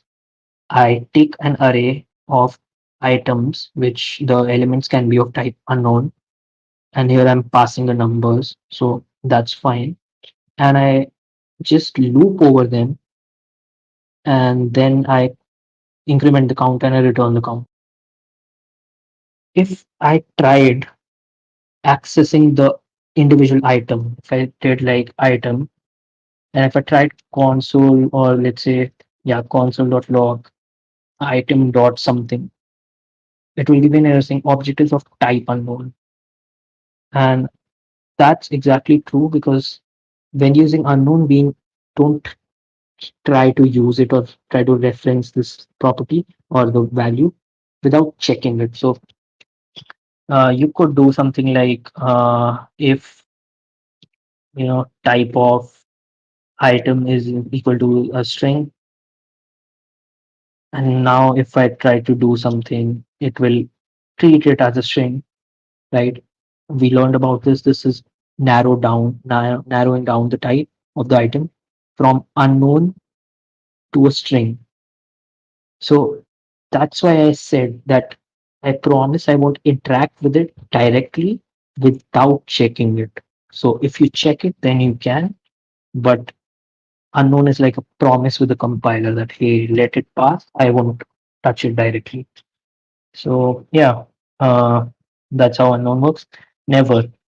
This is the most complex thing to understand, I think, about TypeScript, that what exactly is never. Some people think it as undefined, some people call it null, or everything is wrong. It's not null, it's not undefined. Never essentially means something that can never happen. Now, I know that statement sounds dumb, but think about it. There are two main things that can never happen. A function that never returns. When will that happen? If it throws an error, so it never returns it. Throwing is not like returning something. Instead, nothing will run after this. So if you throw something inside a function, and if you have some code, unreachable dead code, that's because anything after the throw won't really be executed, or the code won't reach to that point. So there we know that, hey, this won't ever return. It will just throw an error. That's one impossible case. Second case is a infinite loop. Never do this. This is bad, but let's just say someone was dumb enough to do it. And in this case, it's not returning anything. But if we try to call it or something, or we just basically the function never finishes running, right? So if I try to, you know, return something, unreachable code, because it will never reach to this point. Now it will also say that this is void because there is no return type, but if you do never, it will still work exactly. So void is just because there is no return type here, but technically this function, if it gets called, it will never finish running. It will keep running. So that's one case that doesn't return. Another thing is a type that is impossible to exist. Now, we know that there are some properties on the string. Okay. So on a string, you can do something like uh, thing.trim or starts with or something like that. But if I say this thing is a string and a number,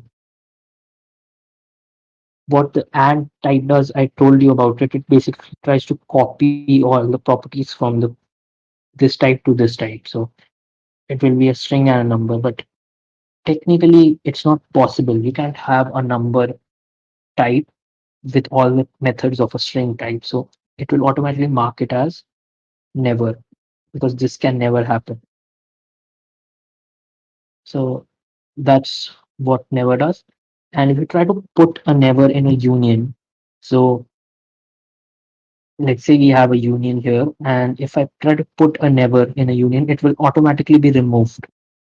So because the thing can never exist, it's going to be removed. Similarly, if I try to do string number here, or maybe let's put it, it removes that because this type gets converted into never, and never will be automatically omitted from the union. So unknown is any plus read only. It's not about just reading it, but actually you are kind of on point because you can't really read it, but it is also because you can't really pass it somewhere else. Like if there is a if there is a function that let's say let's name assign unknown to this, and unknown is assignable to anything. So if there is a function like greet which expects something like a string, and you pass, let's try passing thing. So it ex it takes in the thing essentially, because here we are saying that okay, this will be a string, right?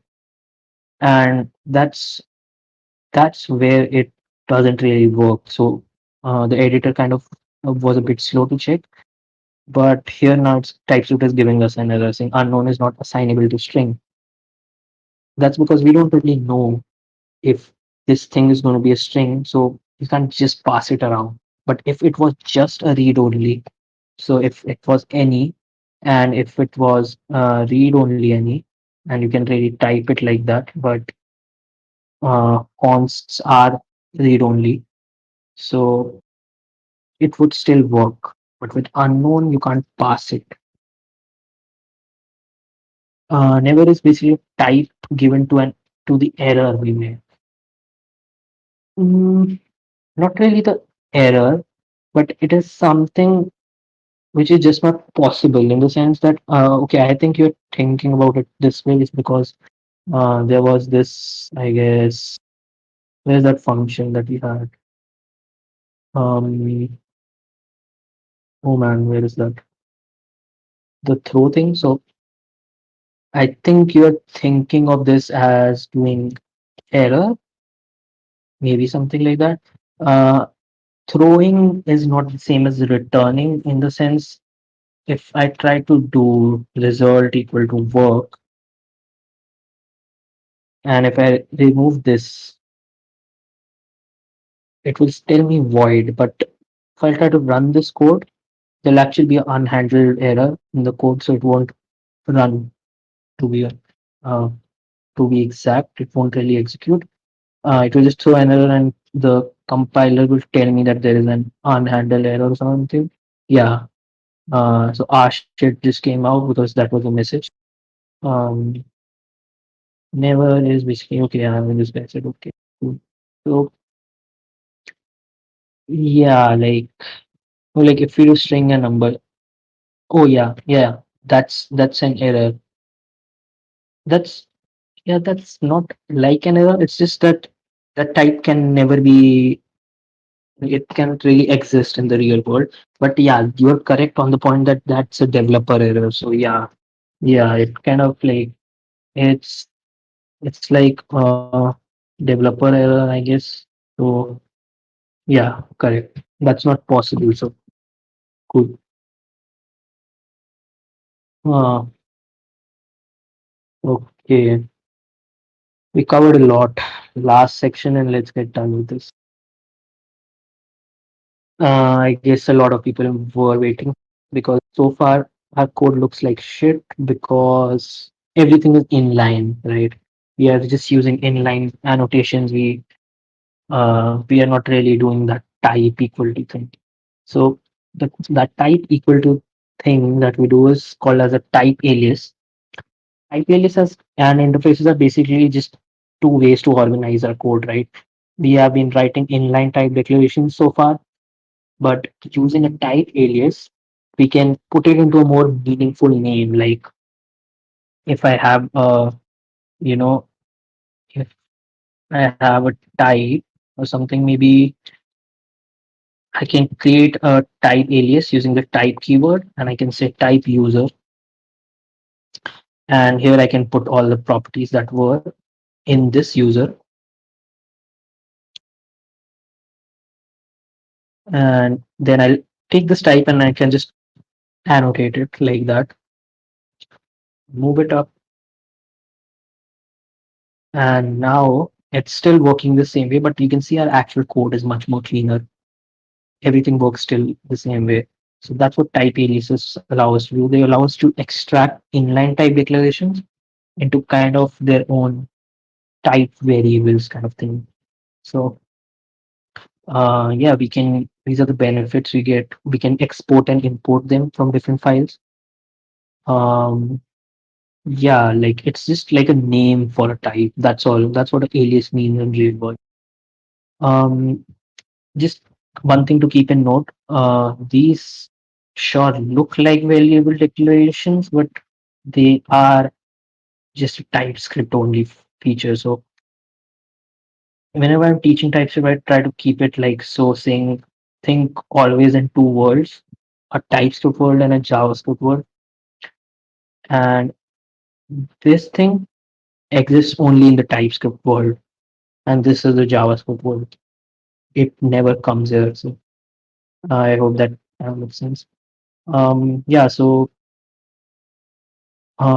we can also use them to create like more complex types, as in a list with a types of like a single item. Like we can combine them together to form more complex data types.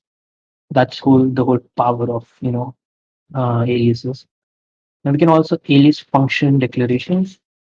What that means is I had this code in the introduction, right? This was the first intermediate code that we saw. And now that we know about type aliases, we can actually understand this code syntax by syntax. So we already know about object types. So we create a type alias, which is an object of type to do. And then we create a type for function. So just to show you how we can type function. So let's create a function that can be any type of function. So let's name it like a any function, and it will we can use the arrow function syntax. So it can take some arguments, but let's say we use the spread operator to take as many as arguments that we want, and we'll keep all these args as any so array, because this dot or dot operator converts, like it's a JavaScript feature. It converts all the arguments into array. So arrays can be of any type. This can return us anything. Now, after this, I have actually created a function that can take as much of a number of arguments as it wants. The type of those arguments can be anything, and it can return anything. I hope that makes sense. So we can assign it literally anywhere, and this just means that it's like any function. It's not like using any directly, because still it will only accept a function. It won't like if we just use something like any, it would accept an object also, right? Uh, yeah, that's the point. So we create a function type which will take an argument of ID, which should be a number, and then we use this syntax. What this is, we are just telling it that it will return a promise. Now, people who are not familiar with async await, when you use this async keyword on any function, you always like JavaScript always returns this function will always return a promise, and whatever you return in the function will actually be the value with which the promise will be resolved with. Now, I know some words are like a bit like resolved with promise and all these are whole different topics, but I assume that you already know about it. If someone doesn't know, I can cover it later, but right now let's just keep it quick. So the promise will can take some type. So by default, it will say it needs a generic type. I haven't covered generics yet. We'll do them tomorrow. But generic is basically a type that can take another type. So if this is like, let's assume it is like a type function, then generic can pass another type as an argument. So there will be a passing a union or a to do or a null, because it can either give you a to do or it can give you a null. So that's what we are doing here. And we just assign this whole function type to this variable, and this is a whole function.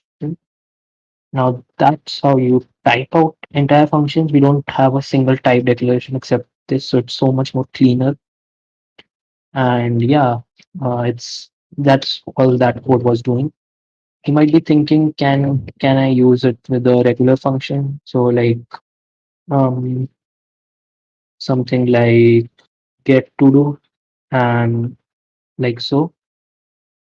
function. So this is a regular function. You can't really do something like get, to do, or essay. It won't work. Uh, you can use the as operator to get make it like as get to do, but I would recommend if you're typing the entire function, either type the arguments and the return types, or just use an arrow function. That's what it's recommended kind of. So I'm just thinking if I'm missing anything. One thing I would always recommend when writing code in TypeScript, um,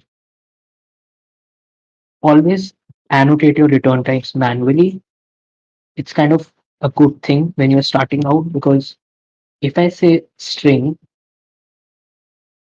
it will complain that the function is not returning a string, but you said it returns.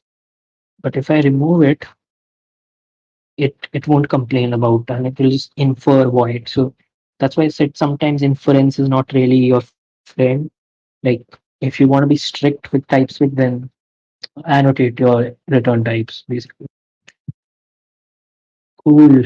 I'm glad a lot of People return are types still in here. here, and it's quite late. So we saw this thing. Now we congratulations, you know what that code was doing. That's what I said by the end of the workshop. Interfaces, last thing to cover, and there was a bit of little like a tiny project that we were making. I'll try to fit it in, but let's just stick. So interfaces. Interfaces are basically object types. Okay. They're like type aliases, but they are only for objects. And what an interface and a type can literally do everything. Like an interface can do everything that a type can. Okay, and vice versa.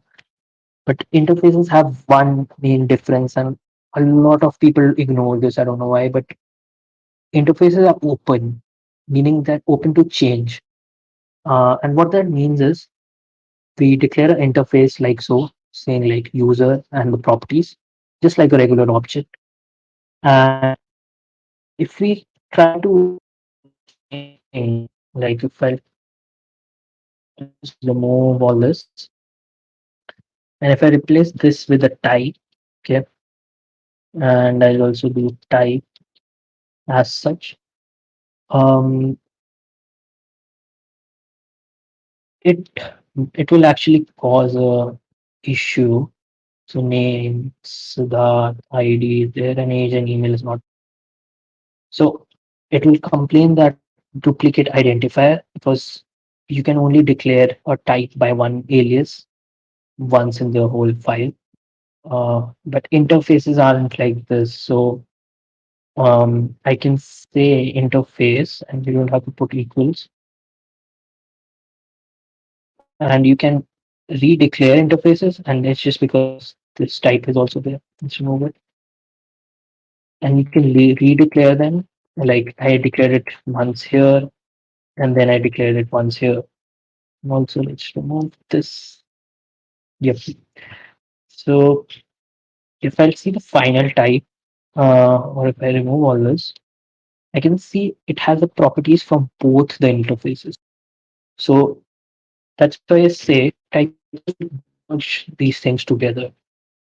It will merge duplicate interfaces into one.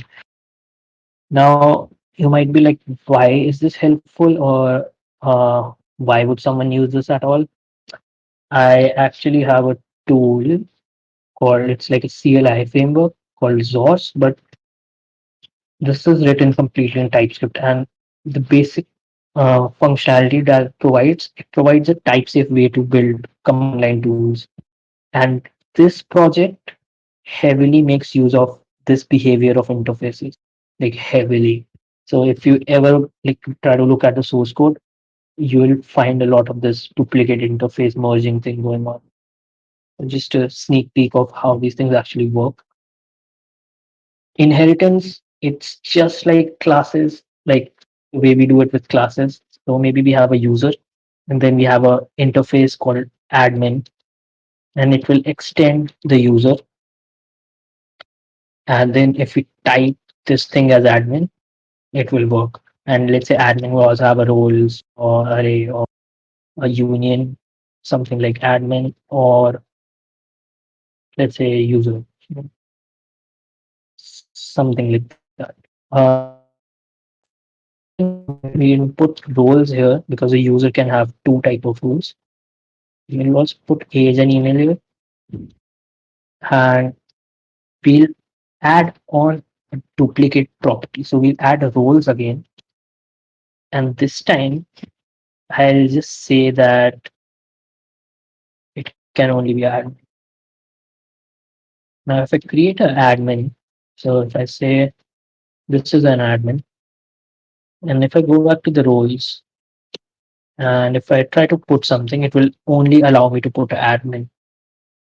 Uh, what's actually happening is the interface we extend, and if we define a whole another type again, so if a user has some property and we kind of define it again once more, um, it will essentially copy it into the new admin interface as well. So that's how it works.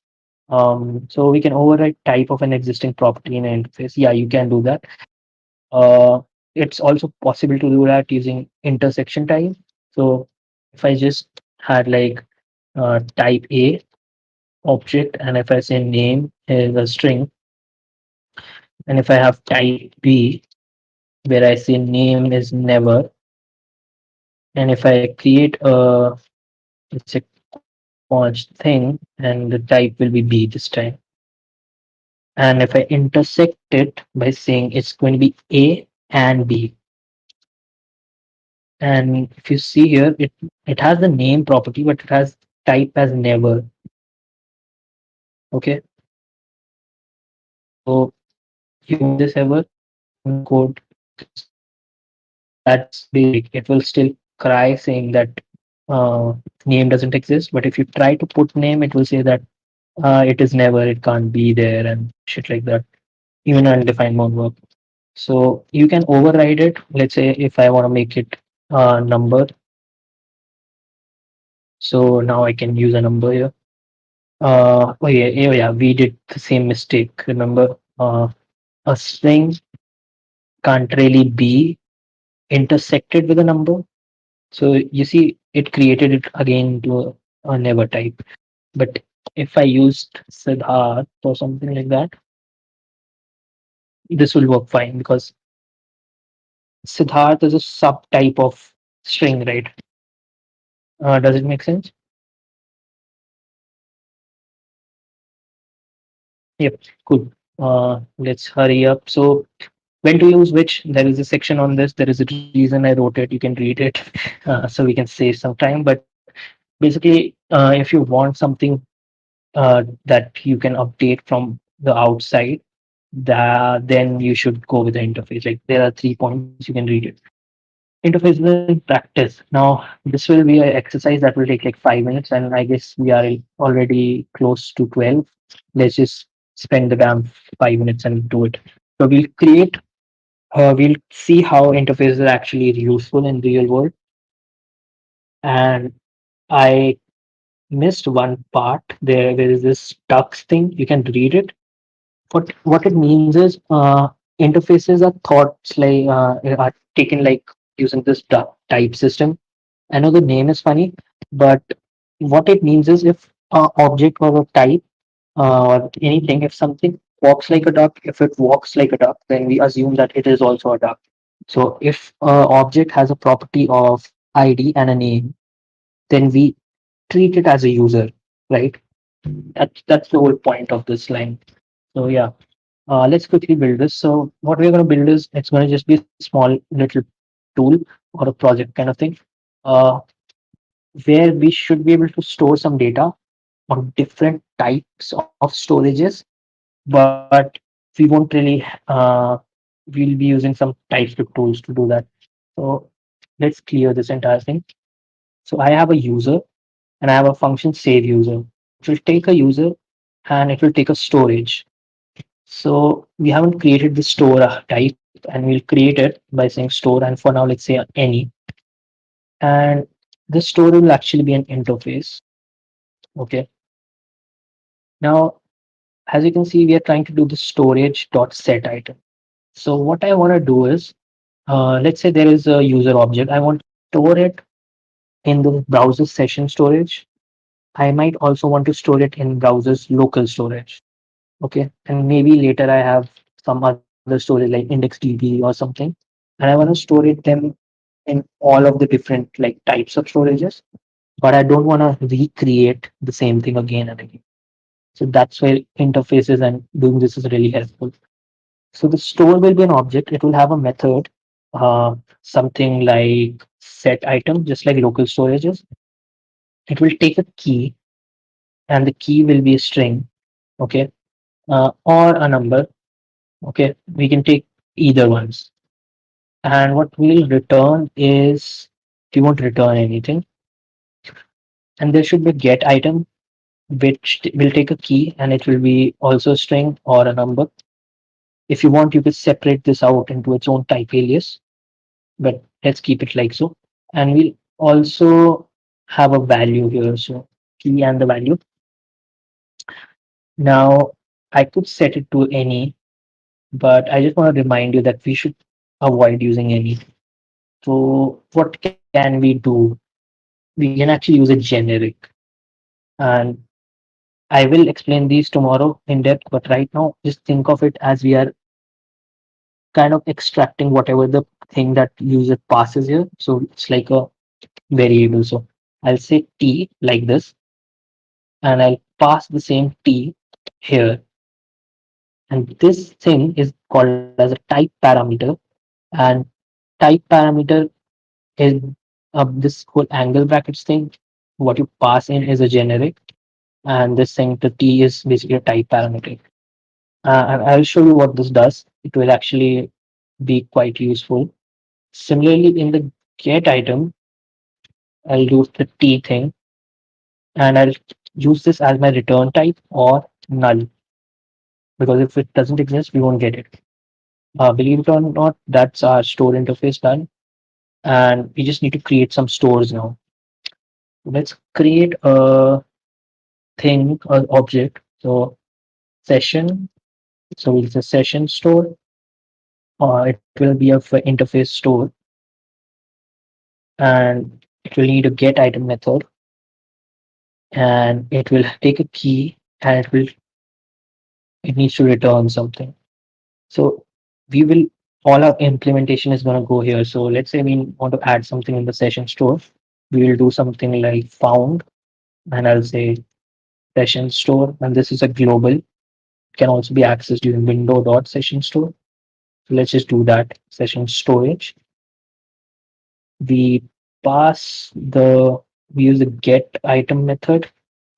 We pass the key, and if found is there, we will return json.parse whatever is found, and it is saying key of string or number is not assignable to string, and that's exactly true because the get item only accepts a string. So we can coerce this, coerce whatever it is, but we just convert it into a string using this constructor function, and then we just return it. And otherwise, we'll just return, or we can either use we'll just say return null if it's not found. Okay, that works. And let's implement set item. We'll take a key and a value, and we'll just say window dot session storage dot set item, and same thing, string key and whatever the value is. And the value can be of any type. So we want to stringify it, convert it into a string. So if it's JSON, it will just convert it. We'll just say like this. And that's it. Our session store is done. And now we can call the save user function with our user and our session storage. So cannot find user, which is correct. So user is going to be name ID one, let's say. So done, and this doesn't satisfy the interface, so that's why let's add the email, say that example.com and roles. I'll just say admin, and let's annotate this. Done. Now our function works. Let's try running this. Click on run. It won't look like anything happened, but if I open my browser, this is coming from the playground. We can ignore this. Let's go to the application tab, and here we have different types of storages. Click on the session storage. This is the domain, and I can see the ID of my user, and we saved it here. So the key and the value for that. So our session storage is working, and the fun part is if I don't even type it, it will obviously cry like this. But if I just pass it in line, if I remove it, it will still work exactly the same way because it just types it automatically if you don't annotate it. But right now we will have to annotate it like that. So session storage works, and the way this is cool is because you can implement as many different storage solutions you want. It doesn't matter if it's a session storage. Like all the thing cares about is that it is a duck, meaning it should have these two methods, and we consider it as a store. We don't care how you get the data. We don't care how you set the data. You just want a store object. You can create a similar one for local storage as well. That's all. And does this make sense? Like, that's all the exercise was, and we are just 1 minute away from 12 o'clock. And I guess then we will conclude this workshop. My throat is like sore. Yeah, if there is any feedback, anything, feel free.